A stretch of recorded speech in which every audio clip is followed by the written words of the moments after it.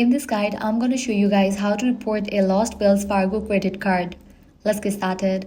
First, launch your Wells Fargo mobile app or navigate to the official website of Wells Fargo. Provide your credentials and log into your account. Once you are signed in, select your credit card account from the list of accounts. Look for options such as Card Settings, Manage Card, or Report Lost or Stolen Card. Select the option to report your card as lost or stolen. Follow the on-screen instructions to confirm that you no longer have card. Wells Fargo may ask you to verify your identity before processing the request.